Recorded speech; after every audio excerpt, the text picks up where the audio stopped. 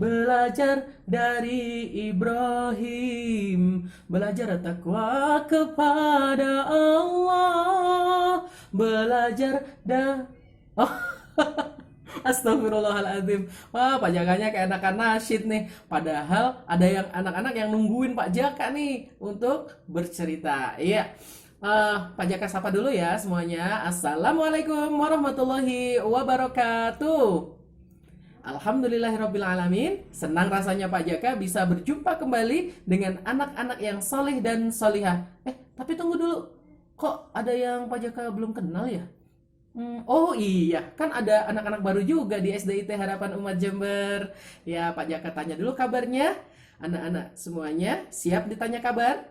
Oke. Bagaimana kabarnya anak-anak hebat SDIT Harapan Umat Jember hari ini? Alhamdulillah, luar biasa, semangat mendengar cerita. Allahu Akbar. Ya, bagi yang belum kenal Pak Jaka mau kenalan dulu. Nama Pak Jaka adalah Pak Jaka.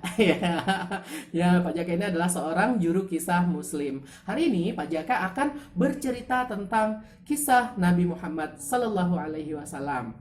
Nah, kisah ini Pak Jaka sarikan dari buku Muhammad Sallallahu Alaihi Wasallam Teladanku. Buku ini merupakan salah satu koleksi dari perpustakaan SDIT Harapan Umat Jember. Jadi nanti ketika masa COVID sudah hilang, kalian bisa membacanya atau bahkan meminjamnya di perpustakaan SDIT Harapan Umat Jember. Baik, Pak Jaka hari ini akan memulai cerita. Ya, siap mendengar cerita? Siap? Yakin? Oke, dalam hitungan ketiga. Maaf, kebanyakan. Dalam hitungan ketiga. 1, 2. Semuanya duduk rapi ya.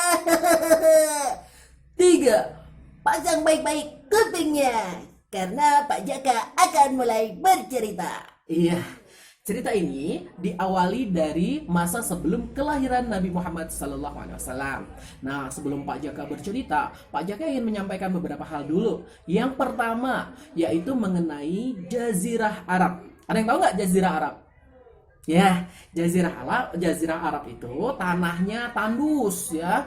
Namun masih ada sih beberapa daerah yang tidak tandus. Tahu tandus gak? Tandus tuh gersang dan itu jarang sekali ada tumbuh-tumbuhan di sana.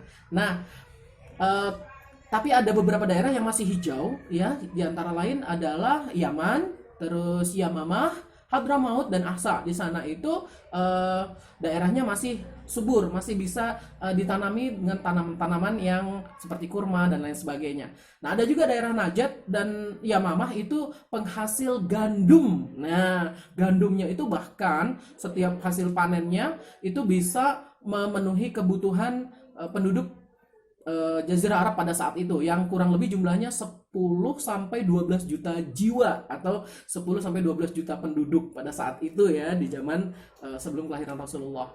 Nah, kita lanjut lagi yang ingin Pak Jaka sampaikan adalah yang kedua. Ada yang tahu nggak tempat kelahirannya baginda Nabi? Hah? Di mana? Di kota mana? Jember? Bukan. Kalau di kota Jember mah di sini. Ada yang tahu? Adik-adik ada yang tahu? Samarinda. Wah, kalau Samarinda mah kota kelahiran Pak Jaka. Ya, ada yang tahu? Iya, betul. Pinter sekali. Yaitu di kota Mekah. Kota lahir Nabi adalah kota Mekah Al-Mukarramah. Nah, kota ini tidak terlalu luas. Jadi ada hanya seperti lembah yang agak kecil ya, tidak terlalu luas gitu ya, dan hanya ada 3 pintu keluar masuknya, yaitu yang pertama, pintu pertama ini dari Mekah menuju ke kota Yaman. Pintu yang kedua dari Mekah menuju ke Laut Merah. Dan yang ketiga dari Mekah menuju ke negeri para nabi. Di mana tuh negeri para nabi? Ya, Palestina. Iya, kita doakan mudah-mudahan Palestina segera merdeka. Ya. Baik. Ada lagi informasi yang Pak Jaka ingin sampaikan, yaitu bahwasanya penduduk asli di Arab itu, di Jazirah Arab adalah penduduk apa? Suku apa? Suku Madura? Bukan, suku Madura itu Pak Jaka. Suku apa? Suku Jawa? Bukan. Jadi suku asli di Jazirah Arab itu namanya suku pinter. Iya, suku Baduy. Jadi suku Arab Baduy itu adalah penduduk aslinya. Orangnya kuat-kuat, cekatan, setia kawan, dan juga orang-orangnya itu pemberani. Nah, itu adalah ciri khas atau ciri-ciri dari orang-orang suku Arab Baduy.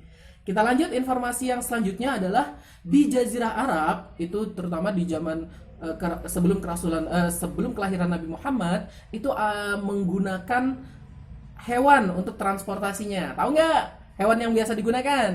Apa? Kambing. Siapa yang mau naik kambing? Bukan ya. Jadi hewannya yang biasa digunakan adalah unta. Ya, unta itu memang Allah takdirkan, Allah ciptakan untuk tahan dalam kondisi yang sangat panas ya, maupun sangat dingin. Karena di padang pasir itu kalau sudah cuacanya panas itu panas sekali, kalau sudah cuacanya dingin dingin sekali. Itu namanya ekstrim sekali ya. Tak ekstrim nggak? Nah, ekstrim itu yang biasa dimakan. Itu es krim Pak Jaka. Ya, jadi panas sekali, cuacanya sangat pokoknya kalau untuk orang Indonesia kurang cocok ya, karena biasanya kalau ada tuh orang ke sana di musim panas kadang kulitnya sampai melepuh ya. Tapi kita harus punya niat tuh pergi ke Mekah, karena ada kewajiban orang Islam dalam satu rukun Islam, yaitu apa? Pergi haji atau umroh ya. Nah, kita lanjut lagi. Tadi kenapa sih unta itu kuat banget ya?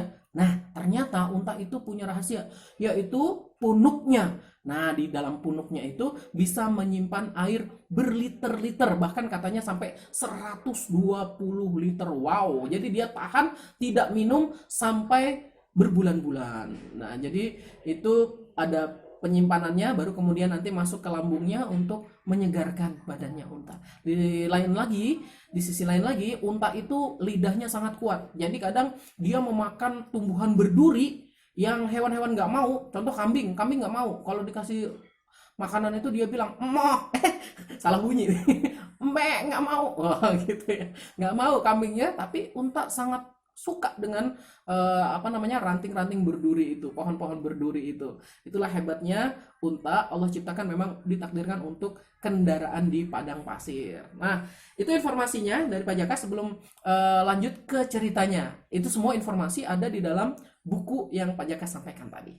Ya, ketika kita berbicara tentang Rasulullah SAW, maka kita tidak terlepas dari ayah beliau. Siapa ayahnya? Abdullah, ya betul. Abdullah itu ayah kandung Nabi Muhammad. Tapi yang Pak Jaka maksud di sini adalah ayah para nabi. Siapa ayah para nabi? Nabi Adam? Bukan. Nabi Adam itu adalah ayah manusia, seluruh alam, ya, seluruh bumi. Nah, siapa ayahnya para nabi? Abul Anbiya. Siapa Abul Anbiya? Siapa? Ayo, ada yang tahu? Iya, bapak para nabi adalah Nabi Ibrahim alaihi salam. Nah, kita mulai ceritanya ya.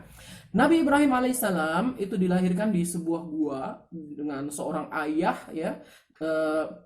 Ayahnya ini pembuat patung berhala untuk disembah.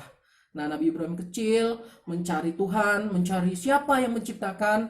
Dia tanya ibunya tidak bisa menjelaskan dengan baik. Akhirnya Nabi Ibrahim diberikan wahyu oleh Allah bahwa Allah lah yang menciptakan langit dan bumi. Nah, kemudian setelah Nabi Ibrahim besar, dewasa, beliau itu sempat masuk ke dalam tempat penyembahan dewa-dewa atau berhala-berhala, patung-patung di sana yang dimiliki oleh Raja Namrud. Beliau bawa kapak yang besar, kemudian menghancurkan seluruh berhala itu, dan ditinggalkan hanya satu berhala yang paling besar. Kemudian ketika ditanya oleh raja, siapa yang menghancurkan? Siapa yang menghancurkan Tuhan-Tuhan kita? Nabi Ibrahim hanya menjawab, tanyakan saja kepada berhala yang paling besar. Maka Raja Namrud murka dan kemudian dibakarlah Nabi Ibrahim di tengah lapangan. Tetapi Allah menyelamatkan Nabi Ibrahim dari kematian dan kecelakaan. Bahkan apinya menjadi dingin, itu luar biasa sekali. Dan kemudian Allah mengazab Raja Namrud dan pengikutnya dengan cara mematikan mereka lewat apa? nyamuk. Masya Allah ya.